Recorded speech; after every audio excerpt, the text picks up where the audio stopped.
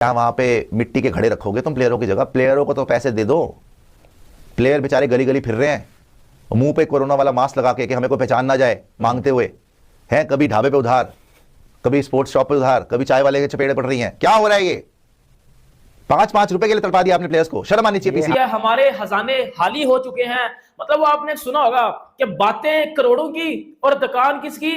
पकौड़ों की। पाकिस्तान की टीम की कारकर्दगी का ये हाल है कि हम छोटी टीमों से भी मुसलसल हार रहे हैं, लेकिन इसके बावजूद पाकिस्तान के प्लेयर्स उम्मीद कर रहे हैं कि आने वाले सेंट्रल कॉन्ट्रैक्ट में उनकी तनख्वाहें, उनका मुआवजा मजीद। यार ऐसा क्रिकेटर्स की वजह से आता है, क्रिकेटर्स को बिल्कुल मिलना चाहिए, लेकिन सेंट्रल कॉन्ट्रैक्ट्स की ये जो करंट जो आपने अभी कैटेगरीज दिखाई, इसमें अगर आप इमर्जिंग कैटेगरी देख लें, एटलीस्ट इमर्जिंग कैटेगरी में नहीं आ रहा। अब तुम कहोगे भाईजान सेंट्रल कॉन्ट्रैक्ट में होता ही क्या है पाकिस्तान के?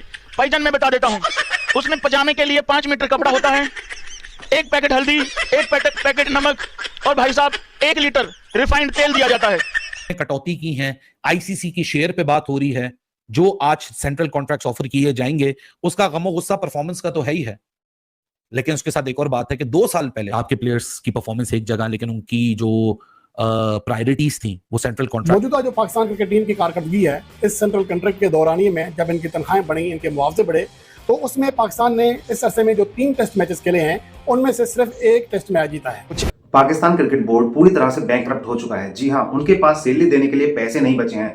बाबर आजम जैसा प्लेयर जो उनकी रीढ़ की हड्डी है एक तरह से क्रिकेट टीम की, उसको भी पैसों के लिए मोहताज होना पड़ रहा है। ये जो पाकिस्तान क्रिकेट बोर्ड है ना, अगर ये आप खुद सोचिए, अगर खिलाड़ियों को पैसे ही नहीं मिलेंगे तो उनका परफॉर्मेंस कहां से आएगा? इसी वजह से जो पाकिस्तानी प्लेयर्स हैं वो जगह जगह की लीग खेलना ज्यादा पसंद कर रहे हैं, वेस्ट इंडीज की तरह अपने क्रिकेट पर ध्यान नहीं दे पा रहे हैं, जिस वजह से जो पाकिस्तान क्रिकेट टीम है वो भी लगातार डाउन ही होती चली जा रही है। तो इसमें प्लेयर्स की गलती नहीं है, ये क्रिकेट बोर्ड की गलती है कि प्लेयर्स को कम से कम उतना पैसा तो मिले कि उन्हें जगह जगह मुंह मारना ना पड़े, उन्हें भीख ना मांगनी पड़े। लेकिन ये पाकिस्तान जो क्रिकेट बोर्ड है ये पूरी तरह से बैंकरप्ट हो चुका है। इसे सिर्फ और सिर्फ रेवेन्यू चाहिए, सिर्फ रेवेन्यू, और खिलाड़ियों को देने के लिए इनके पास कुछ भी नहीं है। तो अब हम क्या माने? क्या इसमें खिलाड़ी की गलती है? अगर एक खिलाड़ी ने परफॉर्मेंस नहीं दी, जी हां, वेस्ट इंडीज दौरे पे हम मानते हैं बाबर आजम ने उस तरह से परफॉर्म नहीं किया जिस हिसाब से उनसे उम्मीदें लगाई जा रही थी, लेकिन इसका मतलब ये नहीं है कि वो खिलाड़ी बढ़िया नहीं है। बाबर आजम एक अच्छा प्लेयर है, अगर उसे तरीके से यूज किया जाए और उसे खुश रखा जाए तो ऐसा नहीं है कि उसकी परफॉर्मेंस नहीं आएगी। वो एक इंटरनेशनल प्लेयर है जो एक समय पर लग रहा था कि विराट कोहली के आसपास है या विराट कोहली जैसा बनने के रास्ते पर चल रहा है, लेकिन पाकिस्तानी क्रिकेट बोर्ड की पैसे की कमी की वजह से उसे भी अब दूसरी लीगों में जाने के लिए मजबूर होने पड़ रहा है, क्योंकि भाई उसकी भी जरूरत है। सेंट्रल कॉन्ट्रैक्ट अगर वो बंदा साइन कर रहा है तो इसका मतलब है कि उसे पैसे की कहीं से कहीं तक कोई कमी नहीं होनी चाहिए। लेकिन पाकिस्तानी जो क्रिकेट बोर्ड है वो इन खिलाड़ियों को इतना पैसा मुहैया नहीं करा पा रहा है जितना एक खिलाड़ी को चाहिए। भाई उन्हें भी अपनी एक लाइफ स्टाइल होती है, मेंटेन करनी पड़ती है, वो भी छुट्टियां मनाने जाते हैं, उन्हें जगह जगह जाना पड़ता है, तो कम से कम 5 स्टार में वो जाते हैं, तो उनके जो खर्चे हैं वो इस तरह से होते हैं कि एक जैसे सेलिब्रिटी, जी हाँ, हालांकि वो पाकिस्तान के सेलिब्रिटी ही हैं और सेलिब्रिटी जैसे ही खर्चे होते हैं तो उन्हें उस हिसाब से पाकिस्तानी क्रिकेट बोर्ड को पे करना चाहिए, जो कि पाकिस्तानी क्रिकेट बोर्ड नहीं कर पा रहा है।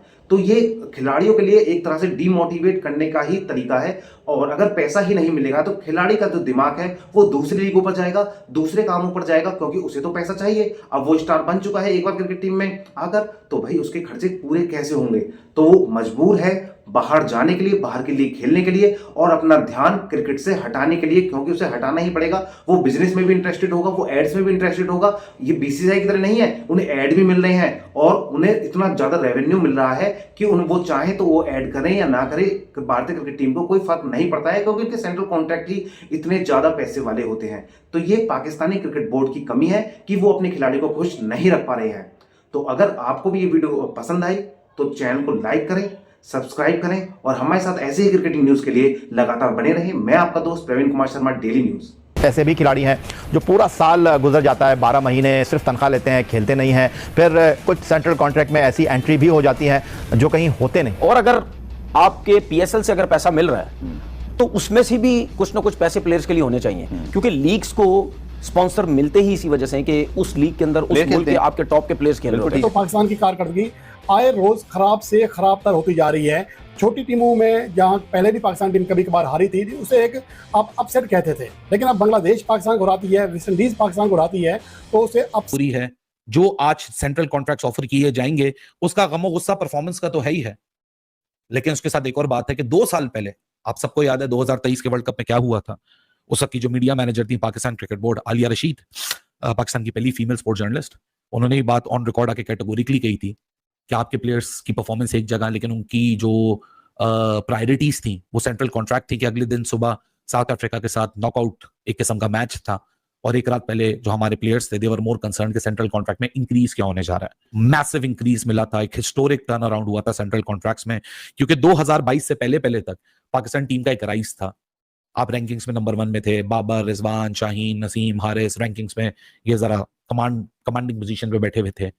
इनके मैनेजर्स कॉमन थे, माहौल बना लिया था, हमारी वजह से आईसीसी पैसा देता है, हमारी वजह से यूट्यूब का पैसा आता है, हमारी वजह से एनएफसी का पैसा आता है, और फिर कुछ हमारे मीडिया के सेक्टर्स और कुछ फॉर्मर क्रिकेटर्स, उन लोगों ने मिलकर ऐसा प्रेशर बनाया कि हिस्टोरिक टर्न अराउंड हुआ, कामयाब हो गए, प्लेयर्स को अच्छे पैसे मिलना शुरू हो गए, अनप्रेसिडेंटेड पैसा मिलना शुरू हो गया। Very good decision. उसके बाद समझा था कि परफॉर्मेंस में बेहतरी आएगी, लेकिन उसके बाद आया डिक्लाइन।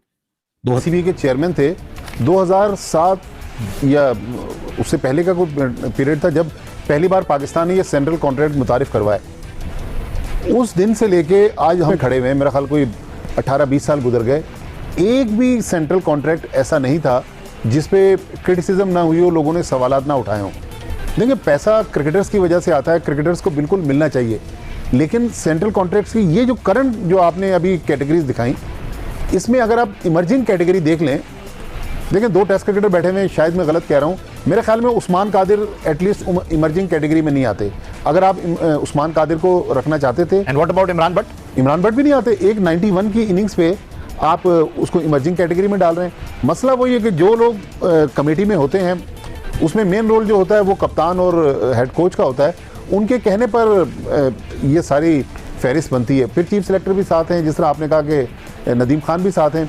अच्छा, पैसा चूंकि क्रिकेटर्स की वजह से आता है, बिल्कुल क्रिकेटर्स को मिलना चाहिए।